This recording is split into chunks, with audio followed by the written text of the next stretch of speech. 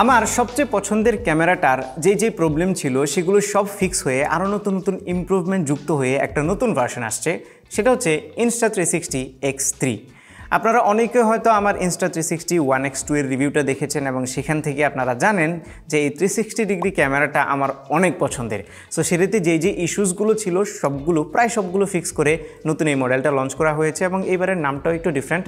আগে ছিল Insta360 One X2, এবার ডাইরেক্ট Insta360 X3, মানে ওয়ান শব্দটাকে এবার ড্রপ করা হয়েছে। সো এই ক্যামেরাটাতে কী ইমপ্রুভমেন্ট আছে আগের তুলনায় সেগুলোই আপনাদেরকে জানাবো। তার আগে আমি ধন্যবাদ দিতে চাই স্মার্ট টেকনোলজিসকে আমাদের কাছে এই ক্যামেরাটি পাঠানোর জন্য। Insta360 সকল অ্যাক্সেসরিজ এবং ক্যামেরা কিন্তু বাংলাদেশে স্মার্ট টেকনোলজিস ইম্পোর্ট করে অফিসিয়াল ওয়ারেন্টি সহ। সো কেনার আগে অবশ্যই বক্সের গায়ে স্মার্টের লোগোটা আপনারা দেখে নেবেন। ওকে, এইবার আসে যে কী ডিফারেন্স আছে। তার আগে বলে রাখি, আপনারা একটু যদি এখনও না দেখে থাকেন X2 এর ভিডিওটা, তাহলে দেখে নেবেন, তাহলে আপনাদের এইটা বুঝতে সুবিধা হবে, কারণ আমি ডিফারেন্সগুলো নিয়েই বেশি কথা বলবো। বেসিক্স যেগুলো আছে সেগুলো আপনারা ওই ভিডিওটা থেকেই দেখে নিতে পারেন। ওকে, প্রথমেই সবচেয়ে বড় যে চেঞ্জ বা ডিফারেন্স সেটা হচ্ছে এটা ডিসপ্লেতে। আগে একদম বৃত্তাকার একটা ছোট্ট ডিসপ্লে ছিল, বাট এইবার 2.29 ইঞ্চির একটা ম্যাসিভ ডিসপ্লে এটাতে দেওয়া হয়েছে, যেটা ক্রিস্টাল ক্লিয়ার একটা ডিসপ্লে, ফুল টাচ। সো সব কন্ট্রোলিং, প্রিভিউ সব কিছু এটাতে করা যায় অ্যান্ড ইটস রিয়েলি গ্রেট। নিচের দিকে ফিজিক্যাল বাটন এবার একটা এক্সট্রা দেওয়া হয়েছে। আগে জাস্ট একটা সিঙ্গেল বাটন ছিল, এবার দুইটা বাটন দেওয়া হয়েছে। প্রথম বাটনটা হচ্ছে রেকর্ডিংয়ের, আরেকটা বাটন হচ্ছে লেন্সের যে মোডগুলো সেগুলো সুইচ করা, 360 মোড এবং রেগুলার মোড বা অ্যাকশন ক্যাম মোড, যেটা মানে অ্যাকশন ক্যাম মোডও এটাতে অ্যাড করা হয়েছে। উইচ মিনস আপনি চাইলেই আগে যেরকম শুধুমাত্র 360 ভিডিও করতেন এবং সিঙ্গেল লেন্সও আগে ইউজ করা যেত, বাট সেটা সুইচ করা একটু প্যারা ছিল। এখন জাস্ট একটা বাটনে প্রেস করেই আপনি সিঙ্গেল লেন্স মোডে চলে যেতে পারবেন এবং খুব ইজিলি এইভাবে আপনি অ্যাকশন ক্যামের মতো করে ভ্লগ স্টাইলে ভিডিও করতে পারবেন, উইচ ইজ রিয়েলি কনভিনিয়েন্ট। আমি আগে একটা প্রবলেম বলেছিলাম যে এই ক্যামেরাটা আসলে রেগুলার ক্যামেরা হিসেবে ইউজ করার যোগ্য না, কিন্তু X3 রেগুলার ক্যামেরা হিসেবে ইউজ করার যোগ্য এবং আপনি চাইলেই একটা অ্যাকশন ক্যামের বিকল্প হিসেবে এইটা ইউজ করতে পারেন। সেই সাথে X3তে আরেকটা মেজর আপগ্রেড এসছে, সেটা হচ্ছে ভিডিও কোয়ালিটি। সো এটাতে 1/2 ইঞ্চ সেন্সর ইউজ করা হয়েছে, যেটা দিয়ে আপনারা 5.7K ভিডিও রেকর্ড করতে পারবেন এবং সিঙ্গেল লেন্সে up to 4K video record করতে পারবেন। অ্যান্ড রেকর্ডিং অসাধারণ কোয়ালিটি আসে, স্পেশালি লো লাইটে। X2 নিয়ে আমার অনেক কমপ্লেন ছিল, X3 কিন্তু লো লাইটে আরেকটু বেটার পারফর্ম করে, একটু বেটার ডিটেল পাওয়া যায়, নয়েজের পরিমাণও কম থাকে। সো ভিডিও কোয়ালিটি আমি আপনাদেরকে আরও দেখাবো শেষের দিকে। এবার আমি কথা বলি এটার ব্যাটারি ব্যাকআপ নিয়ে, কারণ আগের তুলনায় এটার ব্যাটারির সাইজটা যদিও বড় হয়েছে, বাট ব্যাকআপ কিন্তু খুব একটা বাড়েনি, কারণ এই ডিসপ্লেটা কিন্তু ভালোই ব্যাটারি নেয়। অলদো এটাতে অটো অফের অপশান আছে, তার মানে রেকর্ড করার সময় ডিসপ্লেটা অটোমেটিক্যালি অফ হয়ে যায় ব্যাটারি সেভ করার জন্য।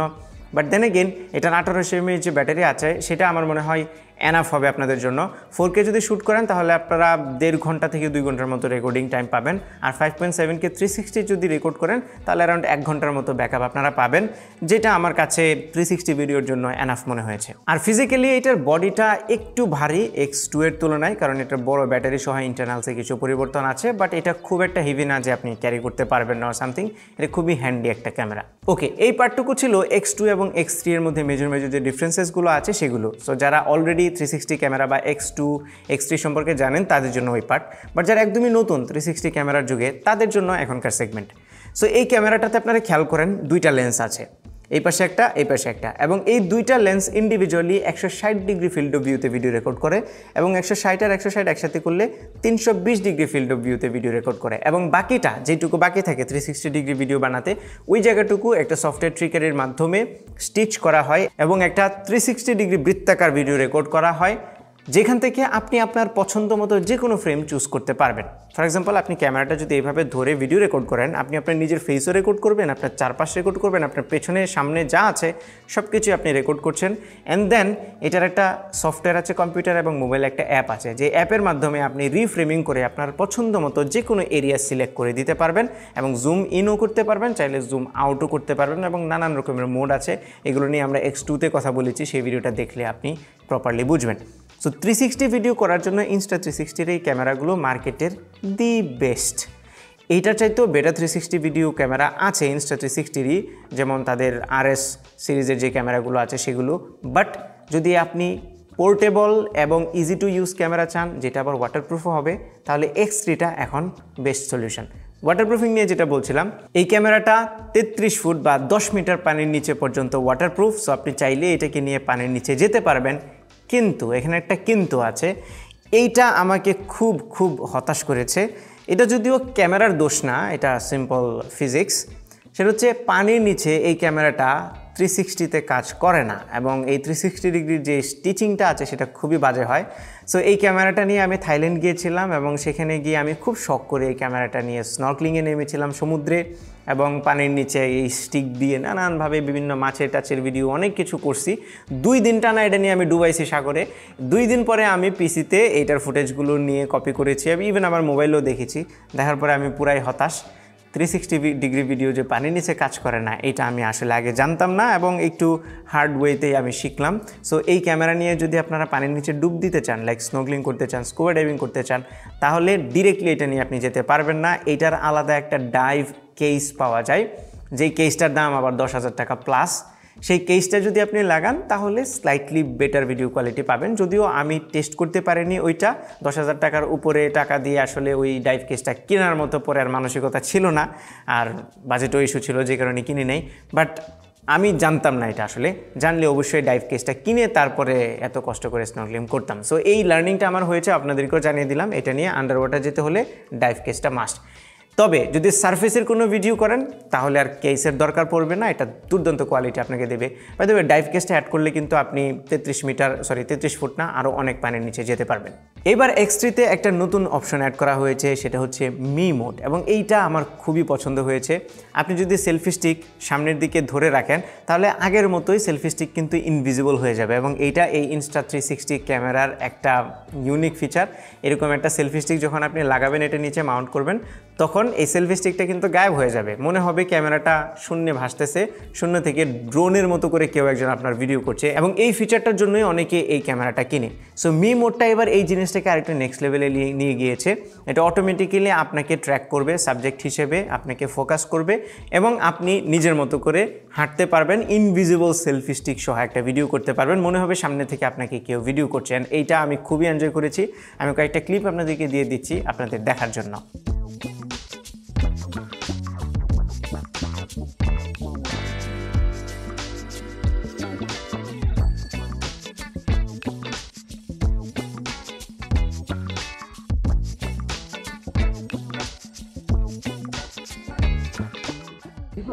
এইটা হচ্ছে মায়া বে আইল্যান্ড, এবং আইল্যান্ডের ভেতর দিয়ে আমরা হাঁটতেছি। এখানে অনেক গাছপালা আছে, মানে টিপিক্যাল ট্রপিক্যাল আইল্যান্ড যেরকম হয় ওইরকমই। তবে স্যাডলি এখানে ড্রোন উড়ানো যাবে না, যেটা খুবই খুবই দুঃখজনক। আই ডোন্ট নো কেন তারা ড্রোন ফ্লাই করতে নিষেধ করছে এখানে, কোনো একটা কারণ তো অবশ্যই আছে, বাট ফ্লাই করতে পারলে ভালো হতো। যাই হোক, তো এখানে 1 ঘন্টার মতো সময় দিছে আমাদেরকে। 1 ঘন্টা সময় এখানে হাঁটাহাঁটি করে ঘোরাফেরা করে দেন আমরা আবার বোটে ফেরত যাব। আর এটা ছিল Insta360 X3 এর ইন্টারনাল মাইক্রোফোনের sound quality, and I think আগের চাইতে সাউন্ড কোয়ালিটি অনেক বেটার হয়েছে। স্পেশালি একটু দূরে রেখে রেকর্ড করলেও সাউন্ড খুব ভালো ক্যাপচার করছিল। আগের চাইতে মাইক্রোফোন ডেফিনেটলি ইমপ্রুভ হয়েছে। তবে এই মাইক্রোফোনের কোয়ালিটি নিয়েও যদি আপনি হ্যাপি না থাকতে পারেন, তাহলে আপনি চাইলেই একটা এক্সটার্নাল মাইক অ্যাডাপ্টার আছে যেটা লাগিয়ে ওয়্যারলেস মাইক্রোফোনের সাথে কানেক্ট করতে পারেন, এবং এই হচ্ছে সেই অ্যাডাপ্টারটা যেটা আমি কিনেছি। আমার অ্যারাউন্ড 3,500 টাকার মতো খরচ পড়েছে, এবং এই অ্যাডাপ্টারটা আপনারা স্মার্ট টেকনোলজিসে পাবেন। এই মুহূর্তে আসছে কিনা আমি নট শিওর, বাট ফিউচারে অবশ্যই পেয়ে যাবেন। এইটা আপনারা যদি এই ক্যামেরায় লাগান তাহলে আপনি রোড ওয়্যারলেস গো বা গো টু অথবা ডিজিআই মাইক এগুলো এখানে কানেক্ট করতে পারবেন, এবং একটা ব্র্যাকেট আছে। সেই ব্র্যাকেটটা যদি ইউজ করেন তাহলে মাইকটা এখানে লাগিয়েও আপনারা পুরো 360 ডিগ্রি ভিডিও করতে পারবেন, এবং মাইকটা ইনভিজিবল হবে।